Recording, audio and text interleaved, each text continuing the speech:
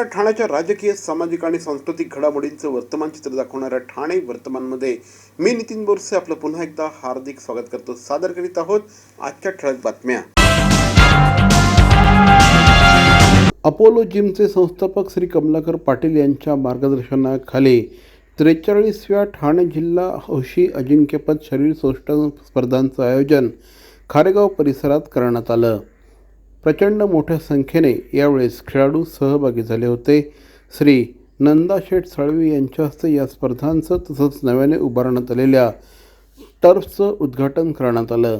नवी मुंबई महानगरपालिकेचे अधिकारी श्री बदले तसंच समाजसेवक गुरुनाथ म्हात्रे आदी मान्यवर यावेळेस उपस्थित होते. जवळपास 250 स्पर्धकांनी या स्पर्धेत सहभाग घेतला. स्पर्धेमध्ये ठाणे श्रीचा विजेता प्रचंत मोहन कुमार कल्याण तालुका, ठाणे कुमारचा विजेता विठ्ठल चंद्रकांत खेडगावकर ॲप स्टुडिओ ठाणे, ठाणे किशोरसाठी मोहनी शांतीलाल कारभारी, दयाजिम भिवंडी, ठाणे मेन फिटनेस दर्शन चंद्रकांत पाटील विटावा आणि ठाणे श्रीमानसाठी स्वप्नील सुरेश वाघमारे यांनी बाजी मारली. ठाणे उदय ही स्पर्धा संजय दामा पवार या विजेत्यांनी पटकावली.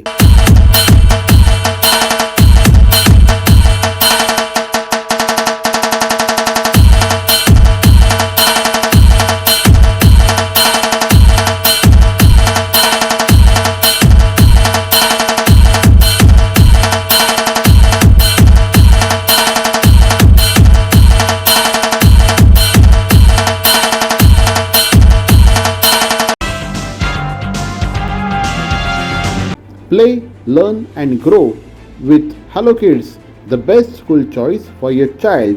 Admissions open for November branch for playgroup, nursery, junior KG and senior KG.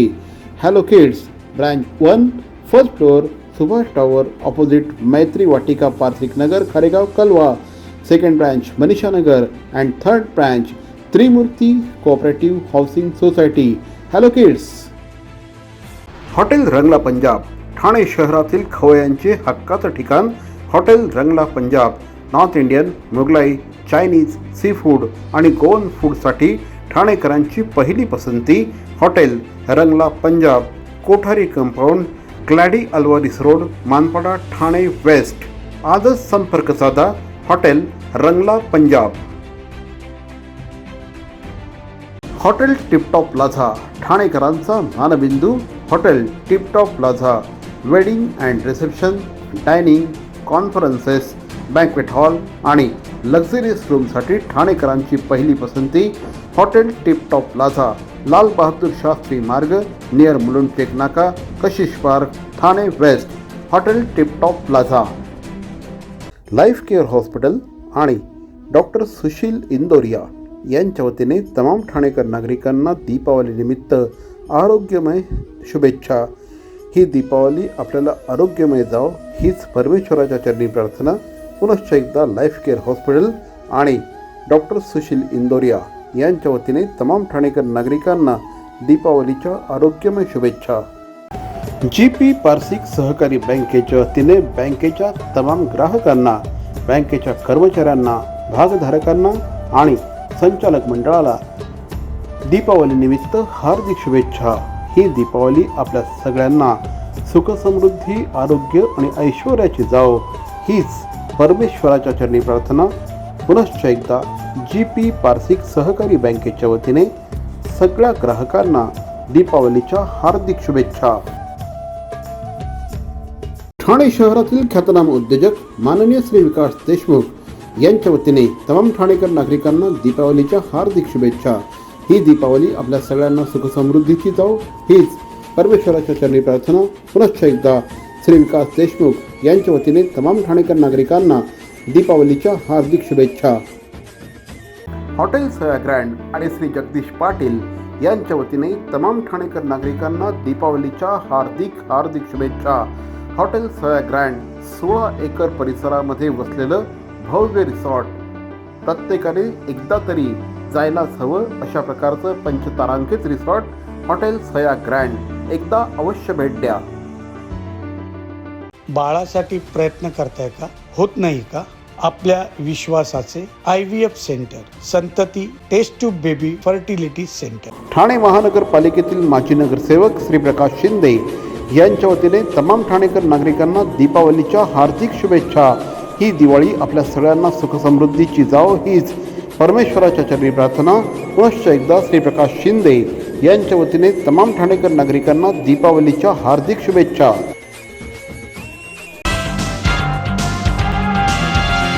Maharashtra Navnirman सेनेचे अध्यक्ष श्री राज ठाकरे आज ठाणे शहरात आले होते. यावेळेस कोकण पदवीधर मतदारसंघाच्या निवडणुकीसंदर्भात त्यांनी कार्यकर्त्यांशी बातचीत केली. त्यानंतर पत्रकारांशी बोलताना त्यांनी विविध मुद्द्यांना स्पर्श केला.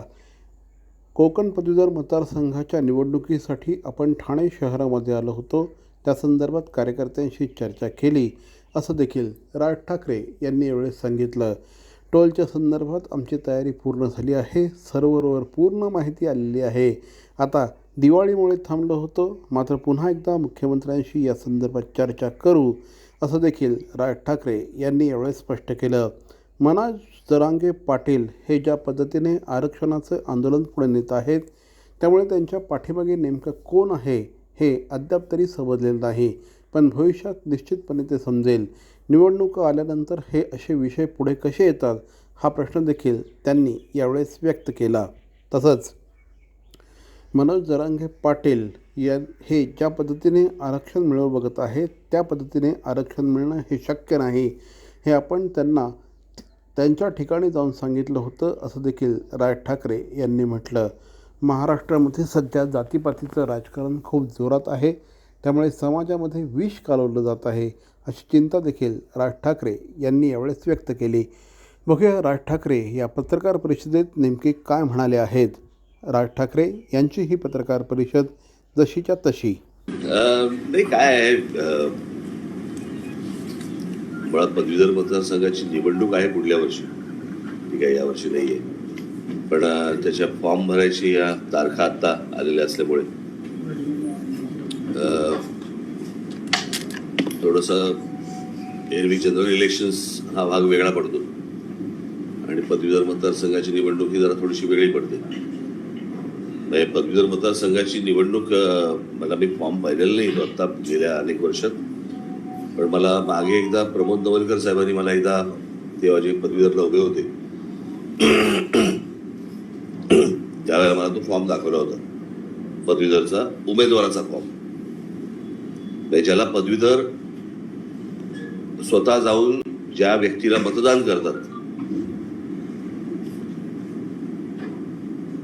त्या उमेदवाराच्या फॉर्मच्या खाली सही अथवा अंगठा असं लिहिलेलं होतं. बहुधा ते आजही कायम असेल. याला म्हणतात लोकशाही, की पदवीधरांनी येऊन ज्या उमेदवाराला मतदान करायचंय तो उमेदवार हा पदवीधर असलाच पाहिजे अशी काही त्याच्यामध्ये अट नाही. त्याच्यामुळे मला आजपर्यंत कधी कळलं नाही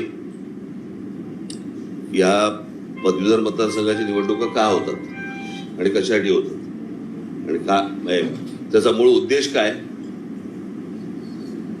या पदवीधरांच्या मतांवरतून एक आमदार निवडून देण्याचा, पण तो पदवीधर असलाच पाहिजे अशी काही अट नसलेली ही कुठची निवडणूक आहे आजपर्यंत मला कधी काही कळलं नाही. तर ती निवडणूक आहे आणि त्या निवडणुकीचे फॉर्म भरायची प्रोसेस सध्या आहे आणि त्या निमित्ताने मुंबईमध्ये आणि मुंबई पदवीधर मतदारसंघ,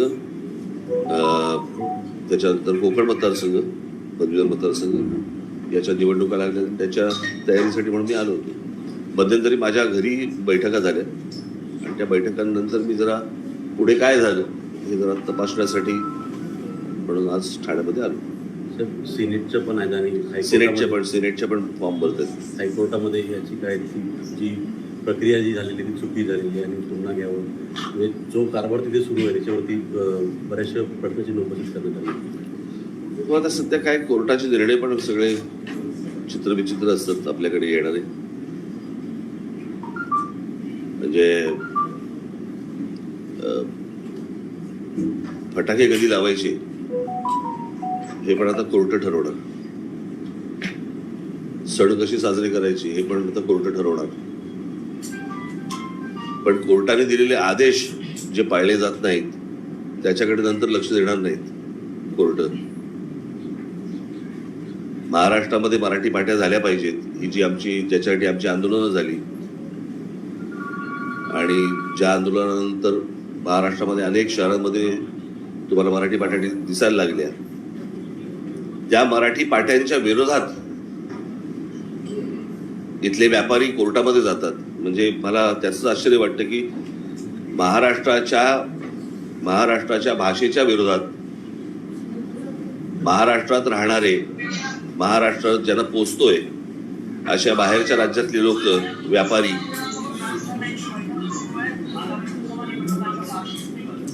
अरे ब्लॉक कर ना, बाहेर जा.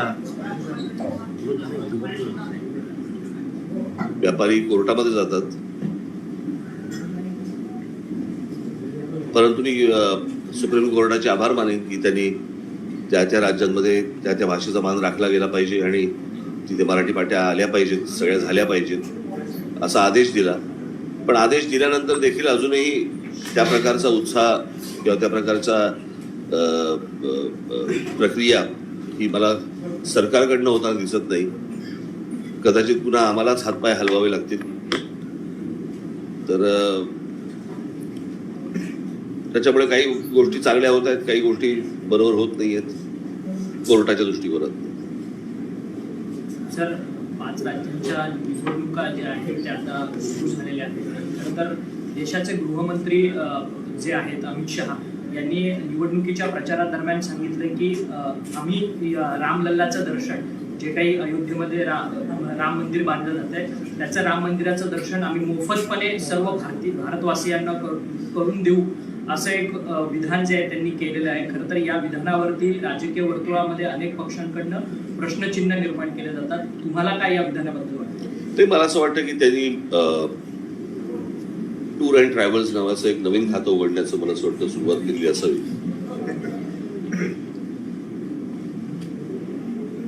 तुम्ही काय कामं केली असं वाटतं याच्यावरती निवडणुका लढवा ना. राम मंदिराच्या दर्शनाचे आमिष कसली दाखवताय तुम्ही? इतकी वर्ष तुम्ही तिकडे सत्तेमध्ये आहात, त्या सत्तेमध्ये काय काय गोष्टी केल्या मला असं वाटतं ह्या लोकांसमोर येणं गरजेचं आहे. बघू आता काय निर्णय लागतात माहित नाही मला. सर, निवडणूक आयोग ज्या पद्धतीने यापूर्वीच्या निवडणुकांमध्ये निवडणूक आयोग जी होती ती पारदर्शकपणे काम करायची आणि प्रत्येक पक्षांवरती जर पक्षांनी जी काही आमिष दाखवली निवडणुकीच्या दरम्यान त्यावरती आक्षेप घ्यायची. परंतु आता ज्या पद्धतीने निवडणुकीचा प्रचार सुरू आहे त्या प्रचारावरती निवडणूक आयोगाचा कोणत्याही प्रकारे आक्षेप दिसून येत नाही. फक्त विरोधी पक्षांवरती आक्षेप निवडणूक आयोगाचा दिसून येतो. मला आता रविवारी फायनल्स आहेत ना, आणि आता सेमीफायनल कधी आहे त्यांच्या?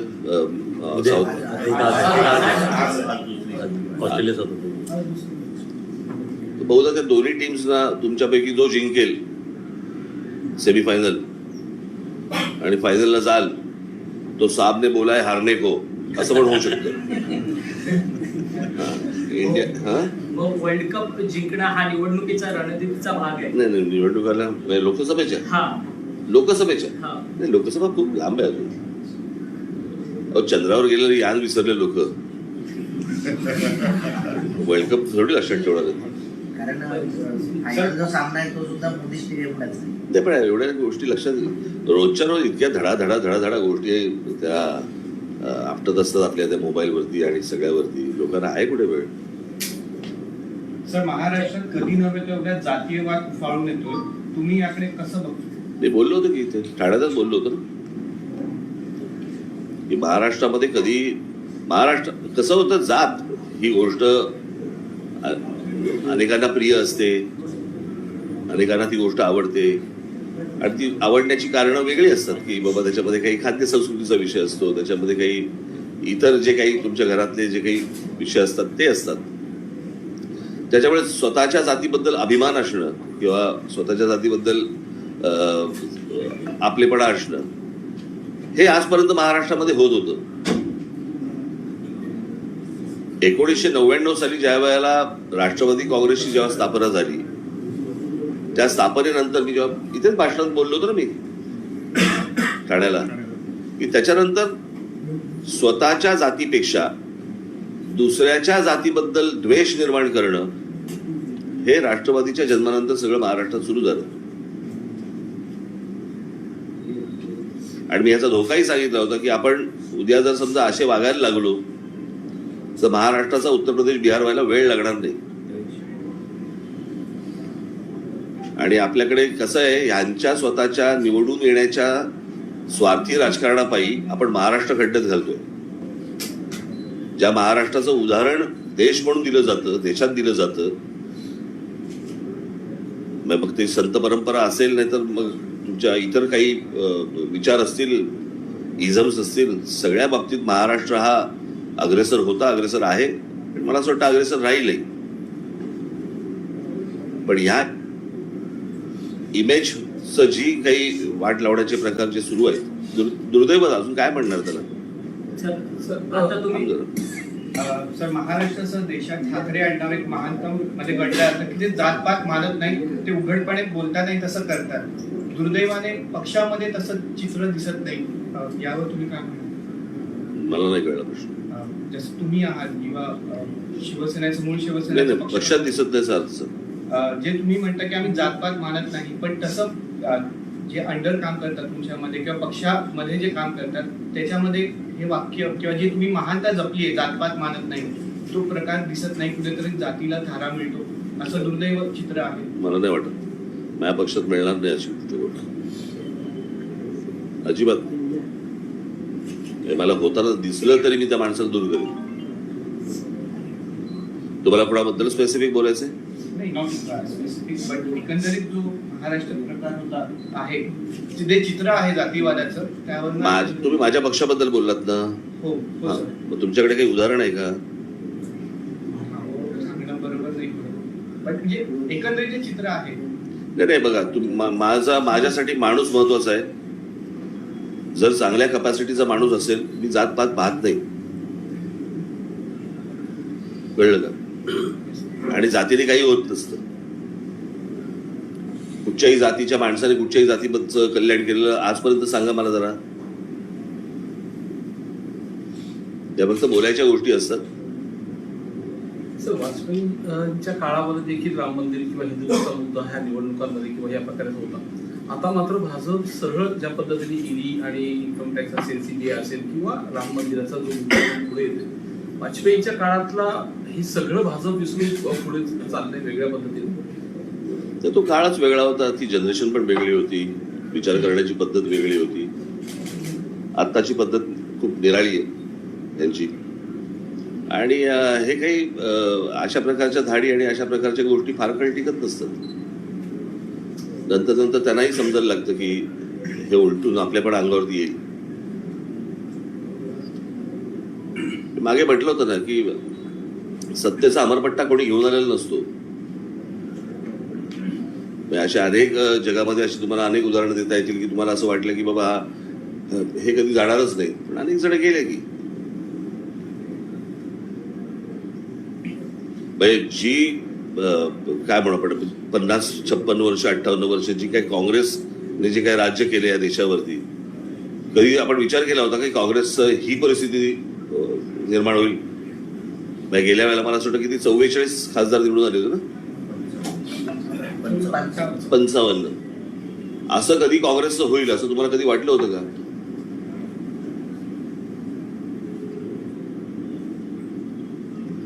या सगळ्या गोष्टीला उत्तर काळ असतो, तो बरोबर देत असतो. आणि खाली काठी नाही पडली ना, परमेश्वराची काठी असतेच ना.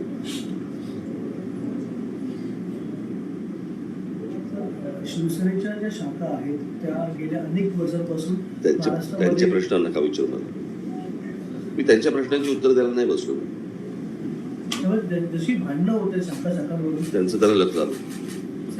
जरंगे दिवाळी पाटील सणाच्या 24 डिसेंबर पर्यंत त्यांनी अल्टिमेटम दिलेले. मी सुद्धा जरंगे पाटलांची भेट घेतलेला होता, परंतु आता ते सगळ्या दौऱ्यांवरती निघालेत. ओबीसी विरुद्ध मराठा असा वाद जो आहे तो आता राज्यात उफाळून आलेला आहे. अंबडमध्ये देखील उद्या ओबीसींचा महामेळावा आहे. साहेब, याला जोडून त्यांनी 1 डिसेंबरपासून सांगितलं की ठिकठिकाणी सगळ्यांनी साखळी उपोषण सुरू करावे आणि 24 डिसेंबरपर्यंत सरकारवरती प्रेशर ठेवू.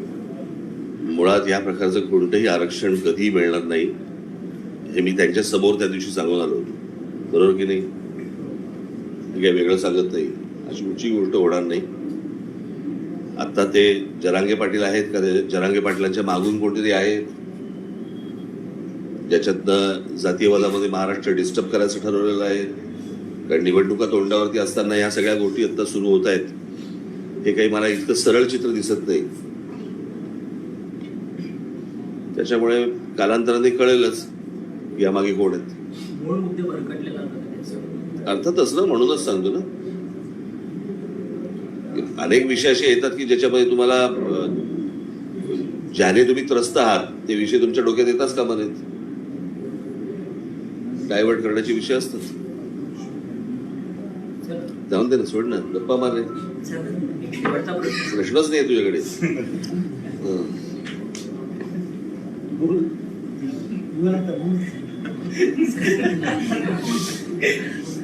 सर, सरकार काय झालं माहिती ना, आलंय ना, आता काहीतरी विचारलं पाहिजे.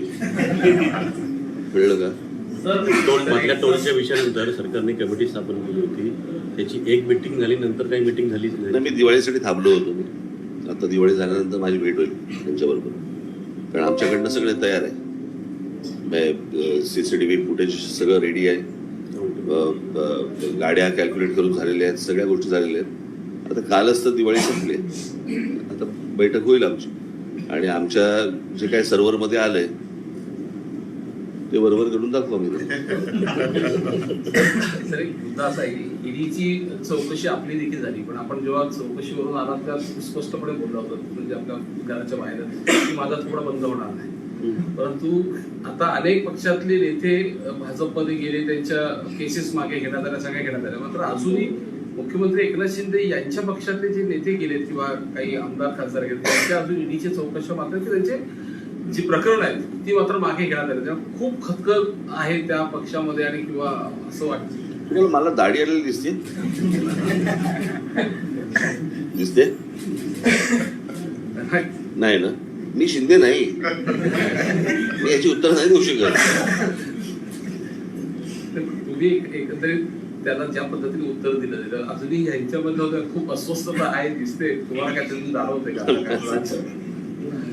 बघू, हळूहळू कळेल, सगळ्या गोष्टी कळतील, तुम्हालाही कळतील, ठाणेकरांना.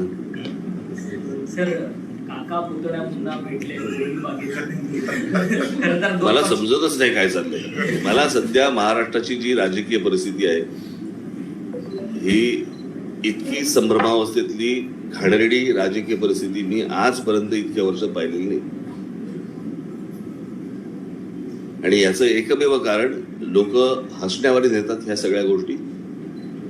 जो मतदार आहे तो या सगळ्या, हे मुळात ह्या सगळ्या गोष्टी ही मतदारांची प्रतारणा आहे, मतदारांचा अपमान आहे.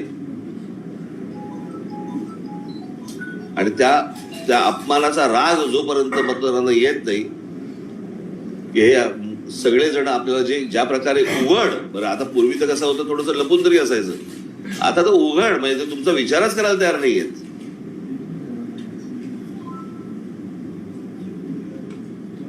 आणि इतक्या उघड ज्या वेळेला ते मतदारांना ज्या वेळेला मूर्ख समजतात, ज्या वेळेला मतदार आता येणाऱ्या निवडणुकीत काय करतील ते मला फक्त बघायचं.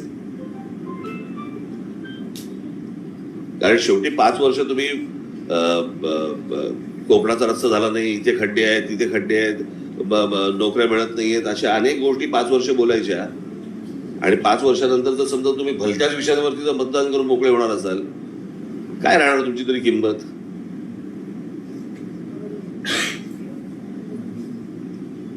शेवटी राजकीय पक्षांना, राजकीय उमेदवारांना मतदारांची भीती तर वाटली पाहिजे.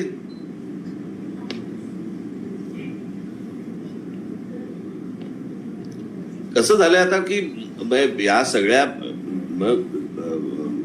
जे काय म्हणू पण त्याला निर्ढावले पण येतं ना, जे ते याच गोष्टीतनं येतं की कायद्याला कोणी विचारत नाहीये, मतदारांना कोणी विचारत नाहीये. आम्हाला हवं तसं आम्ही वागणार आहोत, आणि आमचे गुलाम म्हणून तुम्ही निवडणुकीच्या मतदानाच्या दिवशी फक्त येऊन आम्हाला मतदान करायचंय. तेही तुम्हाला त्रास देणाऱ्या कुठच्या प्रश्नांबद्दल नाहीच आहे, भलत्याच विषयांवरती आहेत. आणि आमची लोक, म्हणून म्हणतो ना, नुसतं सुशिक्षित असून नाही चालत. तो शुद्ध पण असावं लागतं ना.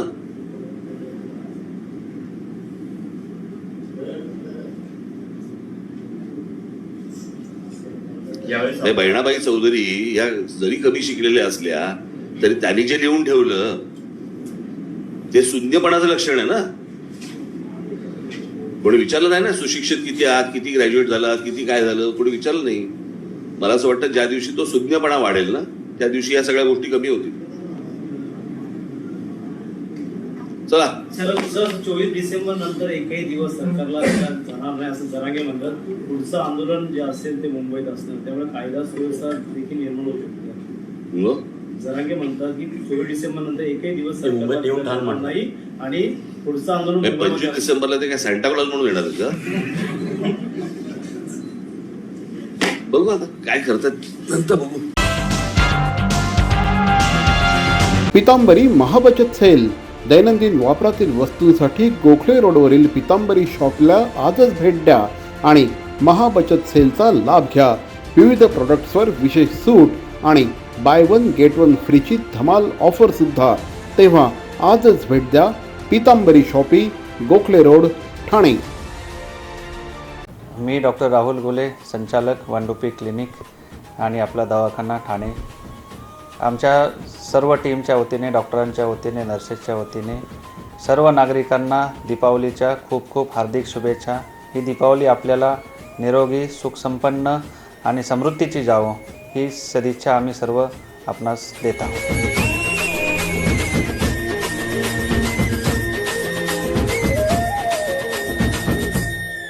CP Goenka International School, nurturing talent at young age for scholastics, sports and performing arts in global perspective. Proud to have world toppers and country toppers in 10th standard Cambridge examinations. Ranked the best emerging school by the Times of India for personality over percentage. CP Goenka is the intelligent choice. Thane शहरातील ज्येष्ठ समाजसेवक श्री प्रकाश कोटवाणी यांच्या वतीने तमाम ठाणेकर नागरिकांना दीपावलीच्या लक्षावधी शुभेच्छा. ही दीपावली आपल्या सगळ्यांना सुखसमृद्धीची जावो हीच ईश्वरचरणी प्रार्थना. पुनश्च एकदा ठाणे शहरातील ज्येष्ठ समाजसेवक श्री प्रकाश कोटवाणी यांच्या वतीने तमाम ठाणेकर नागरिकांना दीपावलीच्या लक्षावधी शुभेच्छा. बाळासाठी प्रयत्न करताय का? होत नाही का? आपल्या विश्वासाचे IVF centre, Santati test tube baby fertility centre. माजी नगरसेवक श्री राजन किने, माजी नगरसेविका सौ अनिता राजन किने, श्री करण किने आणि मोरेश्वर किने यांच्या वतीने तमाम ठाणेकर आणि मुंब्रा परिसरातील नागरिकांना दीपावलीच्या हार्दिक शुभेच्छा. ही दिवाळी आपल्या सगळ्यांना सुखसमृद्धी, समाधान, भरभराट, आरोग्य आणि ऐश्वर्याची जावो हीच ईश्वरचरणी प्रार्थना. पुनश्च एकदा तमाम ठाणेकर नागरिकांना किणे कुटुंबियांच्या वतीने दीपावलीच्या हार्दिक शुभेच्छा. ब्लेज डिझाईन स्टुडिओ ठाणे सादर करीत आहे ब्लूम सोल्युशन सेंटर. आपलं घर आणि आपल्या किचनला अधिकाधिक सुंदर, आकर्षक आणि परिपूर्ण करणारं, आंतरराष्ट्रीय दर्जा जपणारं प्रीमियम फर्निचर ब्रँड आता आपल्या ठाणे शहरामध्ये. ब्लेज डिझाईन स्टुडिओ ठाणे सादर करत आहे bloom solution centre. Luxurious premium किचनचं दुसरं नाव ब्लेज डिझाईन स्टुडिओ ठाणे. संपर्क 9987334344.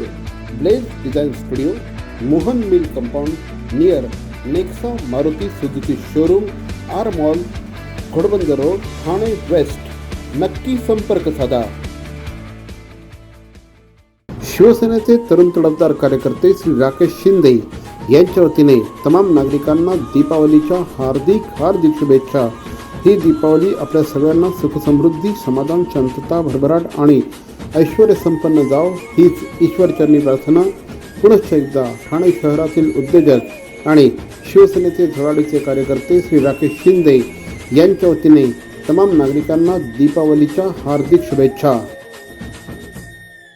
दीपावलीच्या सर्वांना हार्दिक शुभेच्छा. ही येणारी दिवाळी आपल्या सर्वांना आनंददायी आणि समृद्धीची आणि आरोग्यदायी जावो हीच परमेश्वराजवळ प्रार्थना. दीपावली की हार्दिक शुभकामनाएं. धन्यवाद. ठाणे महानगरपालिकेतील माजी नगरसेवक श्री मिलिंद पाटणकर यांच्या वतीने तमाम ठाणेकर नागरिकांना दीपावलीच्या हार्दिक शुभेच्छा. ही दीपावली आपल्याला आरोग्यमय आणि धनसंपन्न जावो हीच ईश्वरचरणी प्रार्थना. पुनश्च एकदा ठाणे महानगरपालिकेचे माजी नगरसेवक श्री मिलिंद पाटणकर यांच्या वतीने तमाम ठाणेकर नागरिकांना दीपावलीच्या हार्दिक शुभेच्छा. आपल्या पाल्याचा सर्वांगीण विकास घडवायचा आहे. जागतिक स्पर्धेत आपल्या पाल्याला अग्रेसर ठेवायचं आहे. शिक्षणाचं बर्डन न वाटता शैक्षणिक आनंद लुटायचा आहे. मग आजच प्रवेश घ्या Indo Scott global school, Ram Maruti road, Thane. इथे घडवला जाईल आपल्या मुलांचा सर्वांगीण विकास. इथे घडवले जातील समर्थ भारताचे सुजाण नागरिक. Indo Scott School, Ram Maruti road, Thane. Call 02225425555 आणि 9867507555. Indo Scotts Global School. Rajasthani Pragati Mandal Thane के अध्यक्ष और ज्येष्ठ समाजसेवी श्री राकेश मोदी जी की तरफ से तमाम थाने निवासियों और राजस्थानी भाइयों को दिवाली की हार्दिक शुभकामना. दिवाली का ये पावन पर्व आपके घर सुख, समृद्धि, खुशहाली और आरोग्य ले आए, यही ईश्वर की तरफ प्रार्थना.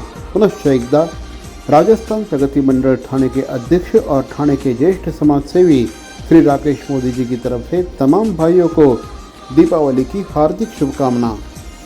माजी नगरसेविका प्रतिभा राजेश मडवी आणि भारतीय जनता पार्टीचे ठाणे उपाध्यक्ष श्री राजेश मडवी यांच्या वतीने तमाम ठाणेकर नागरिकांना दीपावलीच्या हार्दिक शुभेच्छा.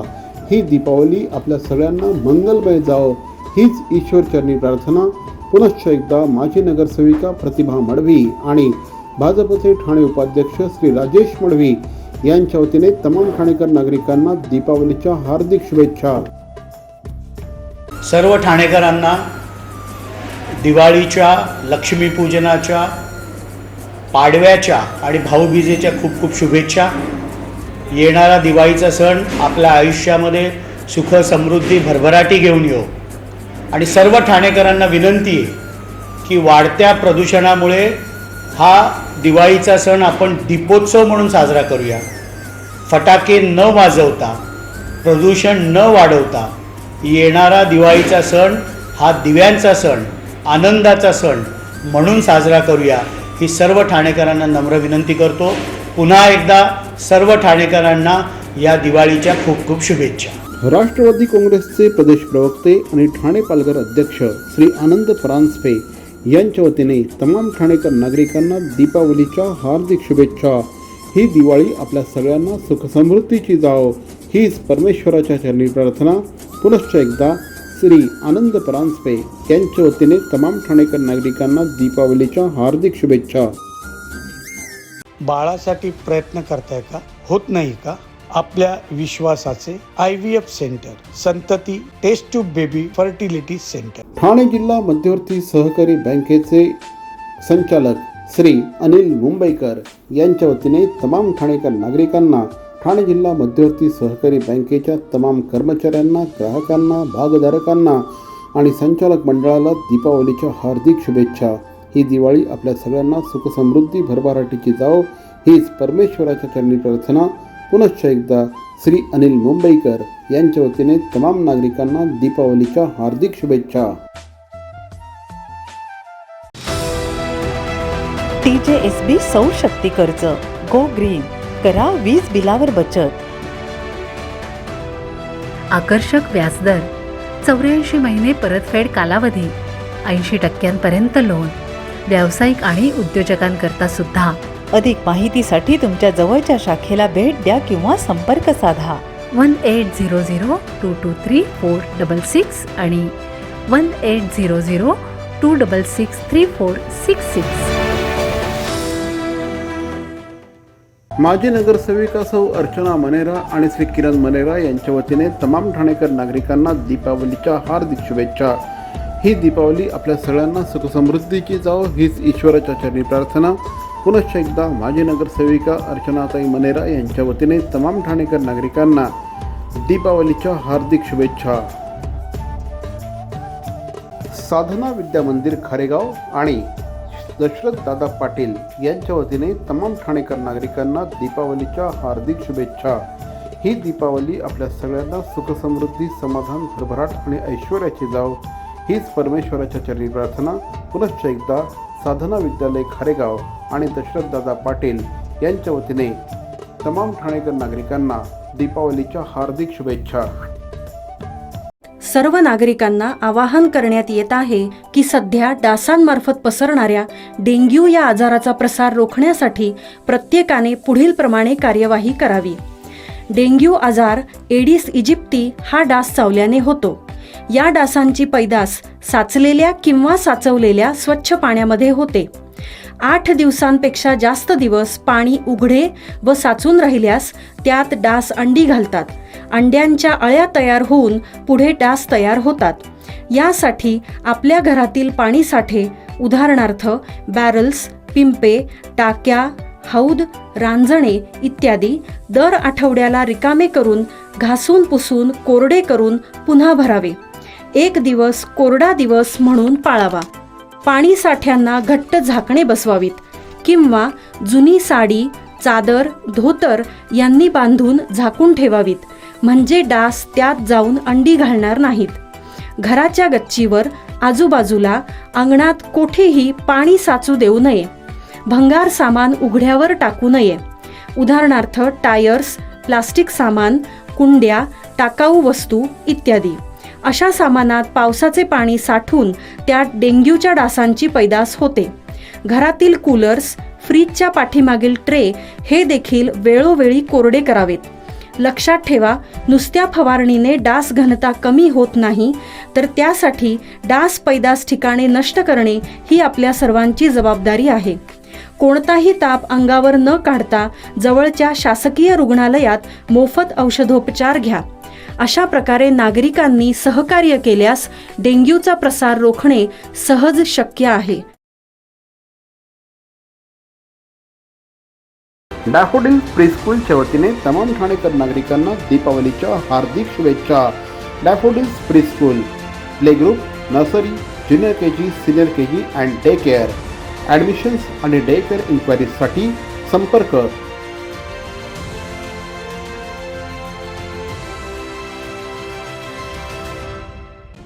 बाळासाठी प्रयत्न करताय का? होत नाही का? आपल्या विश्वासाचे IVF centre, Santati test tube baby fertility centre. तर मंडळी, या होत्या आजच्या ठळक बातम्या। आजचा एपिसोड आपल्याला कसा वाटला आम्हाला जरूर कळवा। आमचा पत्ता आहे Dadoji Konde stadium, shop number 16, Khatan road, Thane पश्चिम। दूरध्वनी क्रमांक 9820939420। तर मग पुन्हा भेटू उद्या याच वेळी याच ठिकाणी ठाणे वर्तमानमध्ये। तोपर्यंत धन्यवाद। जय हिंद, जय महाराष्ट्र।